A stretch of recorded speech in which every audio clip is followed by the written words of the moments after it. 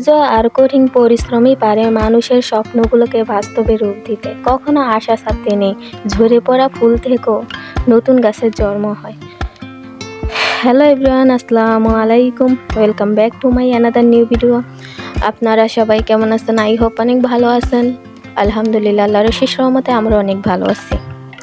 এই তো আজকে আমার ব্লগটা আমি দুপুরের দিকে শুরু করলাম। আজকে আমি কী রান্না করলাম এবং কিভাবে সারাটা দিন কাটালাম ওগুলি আপনাদের মাঝে আজকে আমি শেয়ার করব। আমি আপনারা তো দেখছেনই যে আমি অনেকগুলো শাক ধুইয়া নিছি। এগুলো আজকে শাক রান্না করব, পালং শাক, আর হচ্ছে রুই মাছ, ফুলকপি, টমেটো, আলু দিয়ে মাছের ঝোল করব। এগুলোই রান্না করব। আর মানুষ কষ্ট করে যদি কিছু চায় বা কষ্ট করে পরিশ্রম করে, তাহলে সেটা অবশ্যই সেটা বাস্তবে একদিন ঠিকই রূপ নেবে। তো আমাদের চেষ্টা করতে হবে নিজের প্রতিভাকে জাগিয়ে তোলার। নিজের মধ্যে কি প্রতিভা আছে, ওই প্রতিভাগুলো যদি আমরা চেষ্টা করি ওই প্রতিভা দিয়ে কিছু করার, তাহলে ইনশাল্লাহ একদিন আমরা সফলতা অর্জন করতে পারবো। তো আমাদের চেষ্টা করতে হবে নিজের যা আছে তা নিয়ে সুখী থাকা, এবং নিজের কিছু করতে হলে ধৈর্য, পরিশ্রম, কঠোর পরিশ্রম করে সামনের দিকে এগিয়ে যাওয়া। হাজারো মানুষ হাজারো কথা বলবে, ওই দিকে কান না দিয়ে নিজের লক্ষ্য ঠিক রেখে আপনি এগিয়ে যান, ইনশাল্লাহ সফলতা একদিন পাবেনই।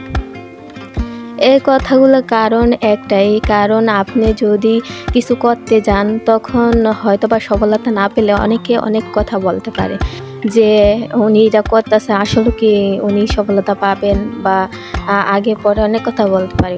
ওই কথার মধ্যে কোনো কান না দিয়ে আপনি সামনের দিকে এগিয়ে যান, আশা করি আপনি একদিন সফলতার মুখ দেখবেন। তো জীবনে সামনের দিকে এগিয়ে যেতে হলে দুঃখ, কষ্ট, ভালো লাগা, ভালোবাসা সবই সামনে আসবে। ওগুলোকে উপেক্ষা করে সব কিছু সমাধান করে সামনের দিকে এগিয়ে যেতে হবে, এবং কারো কথা কানে না দিয়ে নিজের লক্ষ্য ঠিক রেখে সামনের দিকে এগিয়ে যান, ইনশাল্লাহ সফলতা আপনি পাবেন। তো প্রত্যেকটি মানুষেরই উচিত নিজ নিজ দায়িত্ব থেকে নিজের ইচ্ছাগুলো পূর্ণ করার জন্য নিজেকে পরিশ্রম করা।